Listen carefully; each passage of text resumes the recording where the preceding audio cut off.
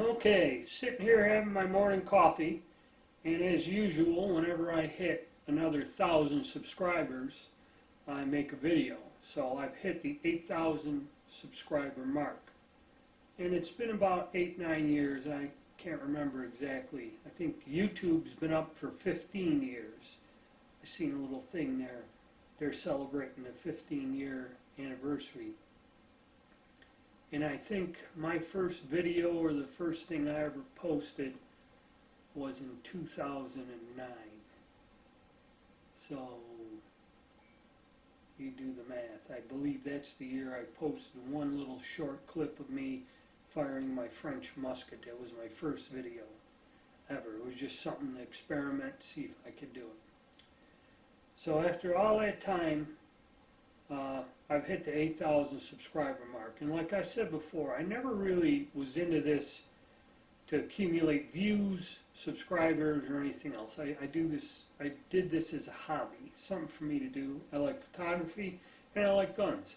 So I combined them both together using the internet and something that, 20, 30 years ago really didn't exist.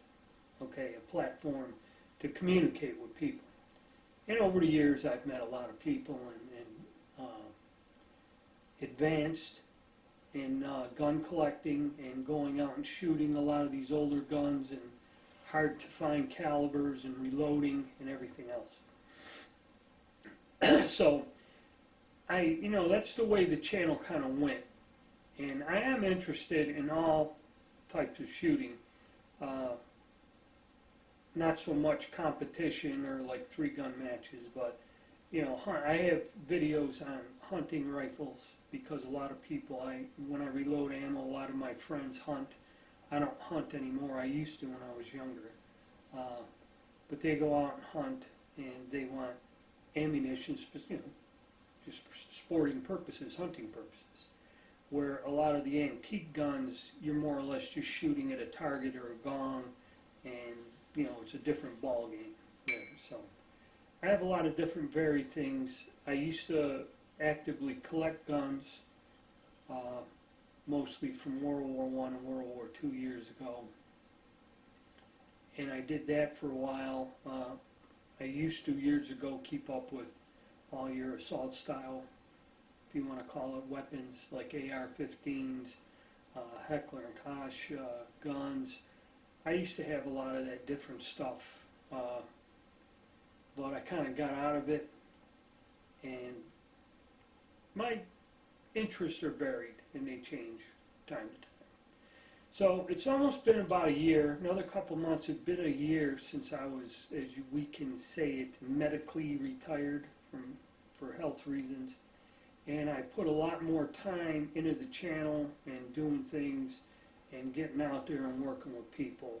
Last fall, did a lot of work with the Swiss veterans, tried to set up a program where I could interact with people and work with it, but I found that the problem is based in what I call the Walmart syndrome. And what that is something that affects American society. And a lot of our problems, not so much what I'm dealing with, but all of it. Everyone has the attitude they want a quick, simple answer or solution to what they wish to do. They want it to be easy, and they want it to be extremely inexpensive. Well, unfortunately, in reality, it don't always work out that way. Okay, so when you want to come and, after I put in like 4 months worth of work and set up a program to teach people how to reload an obsolete cartridge step by step in detail, and you think if you send me $10 that you're going to access all this information, that other people are giving me quite a bit more funding and assistance in doing this for them. That ain't going to happen. So that system and doing that kind of is very problematic. Dealing with each person as an individual becomes extremely, for me, time consuming, and is not, in the end, just a lot of headaches, a lot of problems, and it isn't worth it for me to do that. So in the future, I will not be doing that anymore, okay? So please don't ask. Now I've had a core of viewers that have been loyal and been around, and we're basically, when we were working with our obsolete black powder cartridges, much like this Italian Verily.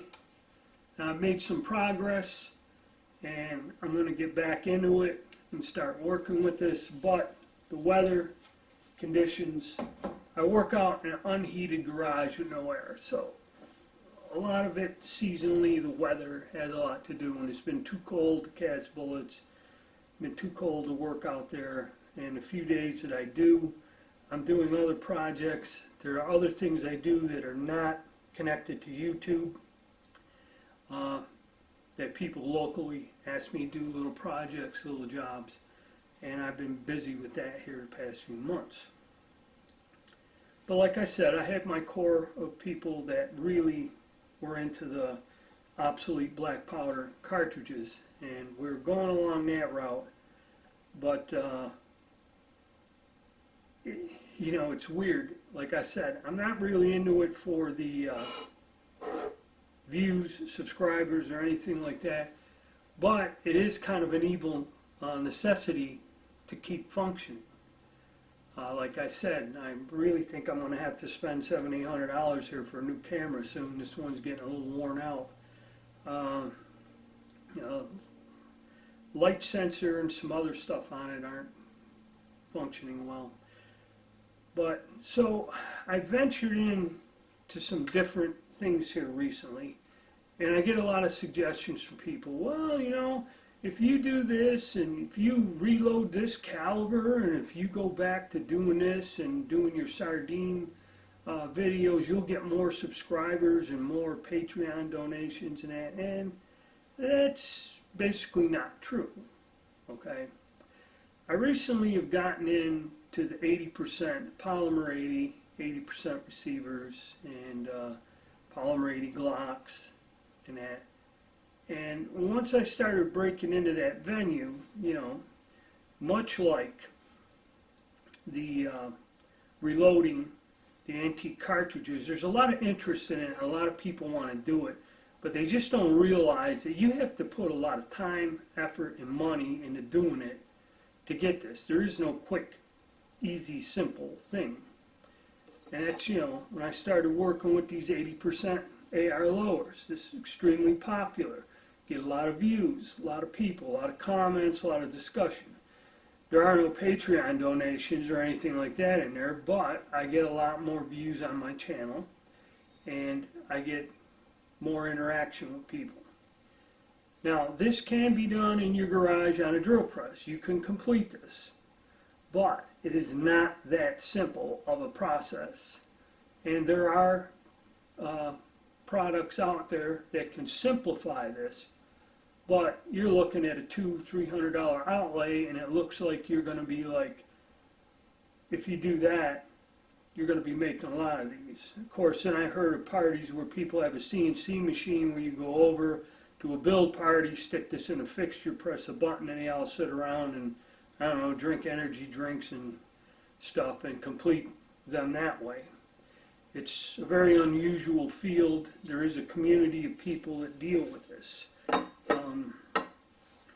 And like people like seeing, like this here, this is a polymer 80 lower and a polymer upper. I just completed this little project, very interesting. Took it out. I will be posting videos on this thing here in a little bit.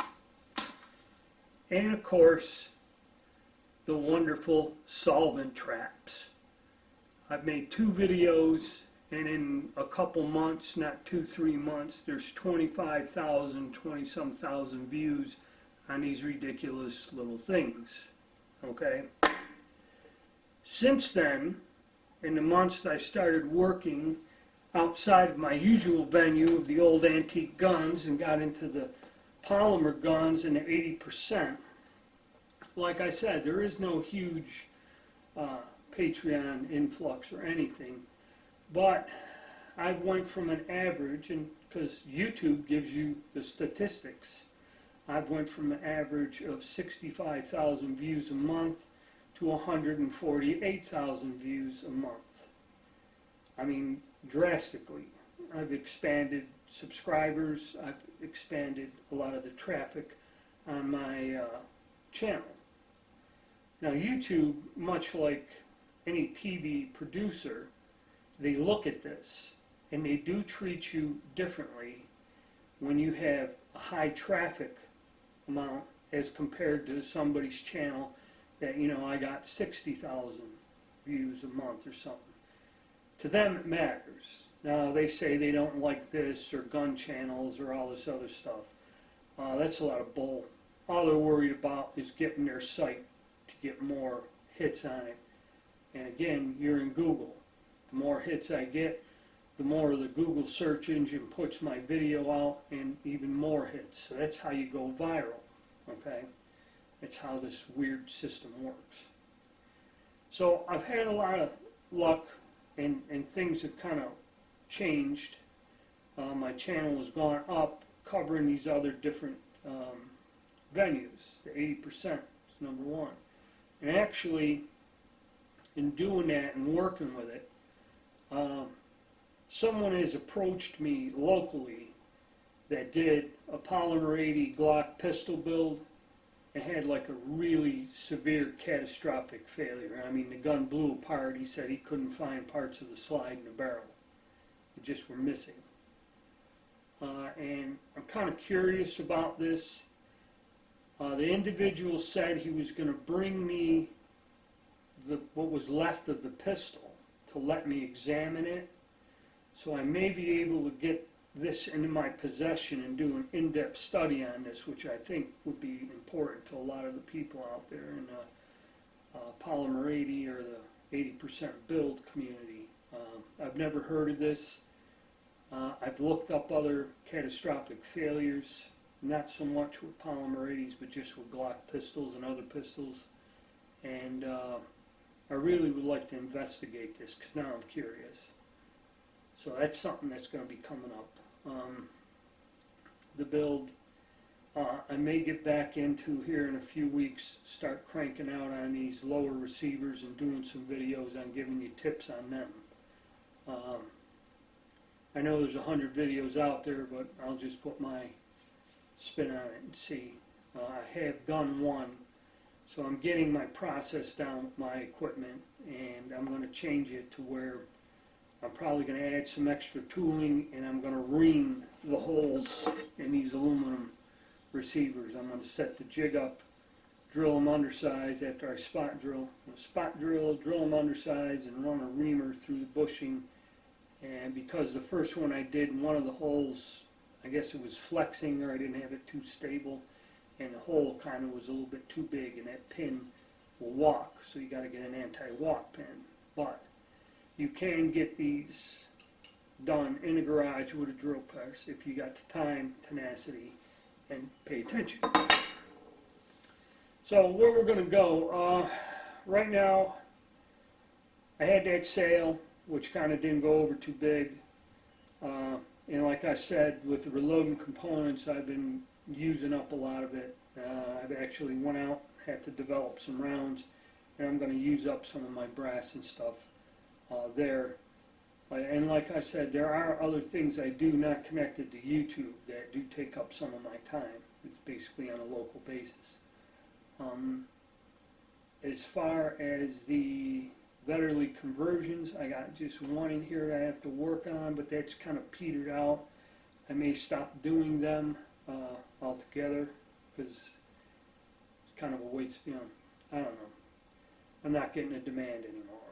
I did for a while. I've done quite a few conversions. I've gotten them out there to people. And like I said, I want to get working. I do have a project I started going with the Vetterli Vitali guns, which covers the Swiss Vetterli, the Italian Vetterlis, and the Dutch Beaumont Vitali magazine system. And I've also been trying to develop cartridges for those other two guns. I've gotten the Swiss down pat. And got that set up. I may go on to that. Then I may get in this summer to paper patching the black powder bullets to have more of a historically accurate load for like the 71 Mauser, 7184 Mauser, and the Gra rifles. I think will function and do better with what is meant to be in there. Black powder, paper patch bullet. I have fired some original rounds. They do shoot well. I'd like to develop that, but that's a whole other thing to get into. Okay, which paper patching and getting the loads down. But that's where it looks like I'm going. So I hope that explains what's been going on, because I do receive questions from a lot of my subscribers that have been around a while and are interested in one venue, and I'm kind of doing another venue, and I guess it makes them nervous. They have been supporting me in that, but I will get back to it. But I'm doing what is promoting my channel and keeping busy and keeping things going, and actually the channel's getting quite successful and more popular. I'm accumulating more subscribers also rapidly from going into these different venues with people. So that's it, and like as usual, I like to send my thanks to everyone who's stuck around with me all these years, and the new subscribers and people sending me information and help and comments and that, and then, you know, the guys that have been with me through a lot of these different things, projects I've been working on. We're going to keep knocking different things out. It's just going to be a little bit more varied, the venue, than just concentrating on one thing. We will keep going in these directions. Thank you.